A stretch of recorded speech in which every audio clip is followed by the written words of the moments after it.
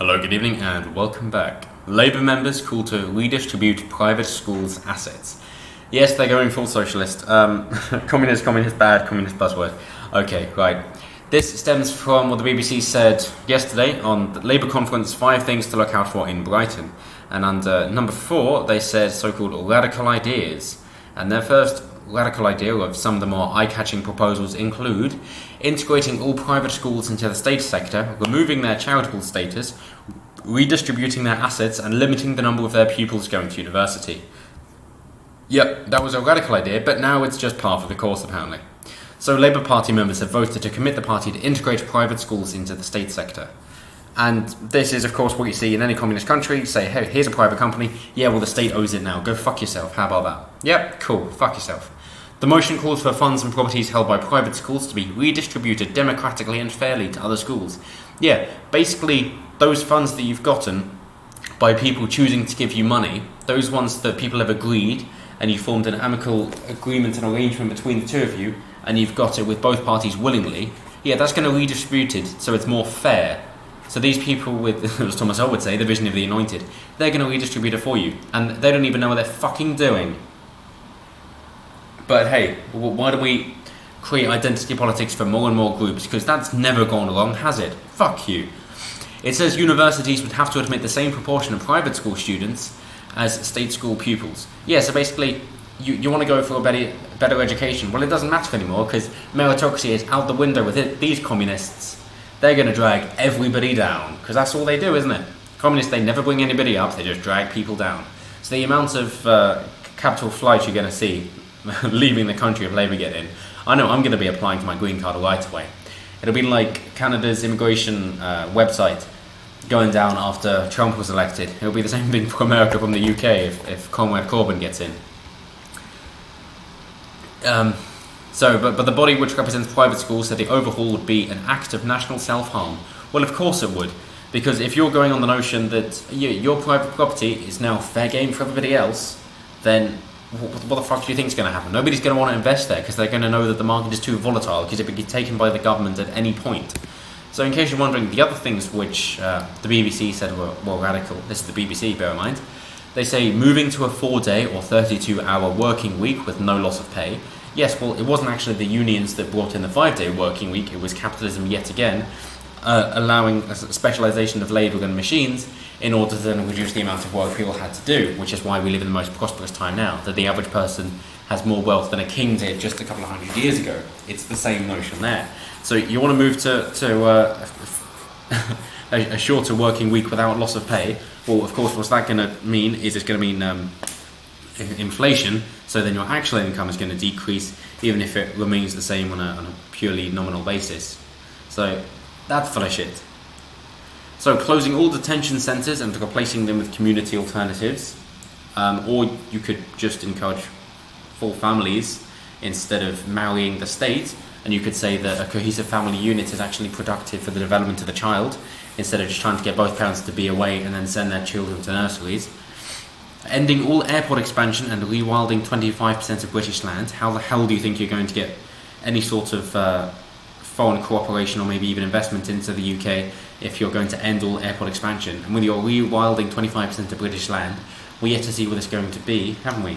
But if it's going to be the age-old war of the proletariat, then we can understand where this is going to end up, isn't it? Yeah, with bullets.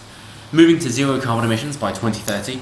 Yet another person who doesn't understand what they're talking about. If you want to talk about greenhouse gases, well, surely water vapour is the most abundant one, and methane has a 35 times more potent effect than carbon dioxide, so why aren't you focusing on that?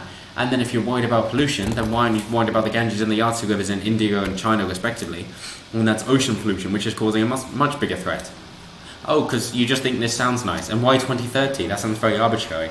That's the same time when you want to get rid of cigarette smoke as well, isn't it? Yeah. Or Theresa May did. She still thinks herself a conservative. Bull fucking shit. They might say, oh, well, we're going to go vegan then, like the Green New Deal, which is just a front for communism.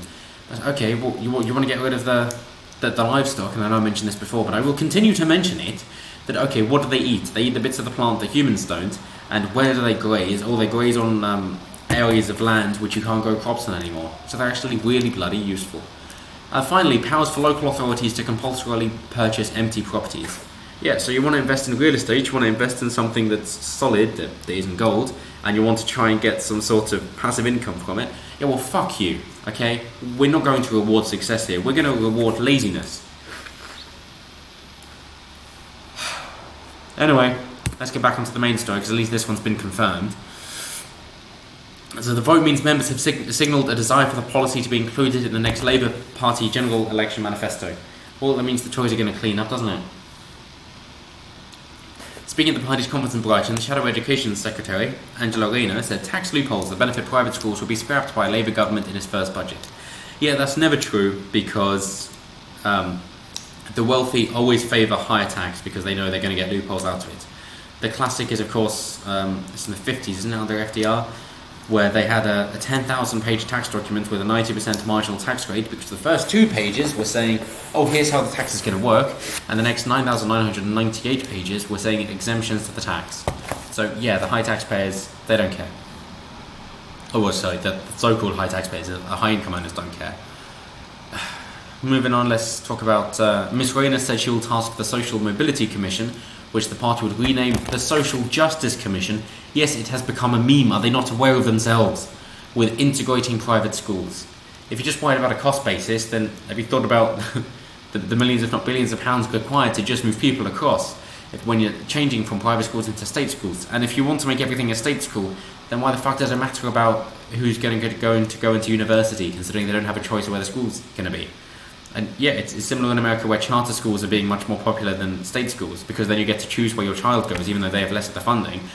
It's it's the same thing over here, on principle, that yes, people would like to choose where their children get educated, because then at least there's some sort of capitalism and battle happening out to decide which schools are better, instead of just being in the catchment area, where it's all decided on where you're born, which is what Labour wants to be. It's like, yeah, we don't want you to have a choice, because we're clearly going to do better. But so going back to Rayner, myself and John McCommunist will set out further steps the Labour government will take, but I can say today that our very first budget will immediately close the tax loopholes used by elite private schools and use that money to improve the lives of all children.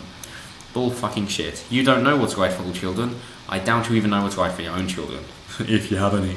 And I call John McDonnell John McCommunist because he espouses that openly and calls for insurrection. Yes, this is a violent uprising. So let's just read on, because I'm going to wrap this up, because this is so bloody irritating. How can these people in this modern day and age, and this is why I'm all for the academic agents, how can they think that this is an acceptable thing to say? They should be ostracised. I'm not saying cancelled, but this kind of thing should be unspeakable. Jesus, the amount of shame that you should feel and guilt should be intolerable. So, let's say the Independent Schools Council said parents would be rightly worried at what Labour was proposing, saying it would put politics before the interest of children. Yes, but they want to do that anyway, considering the amount of sexual education they want to give children, only if it's gay.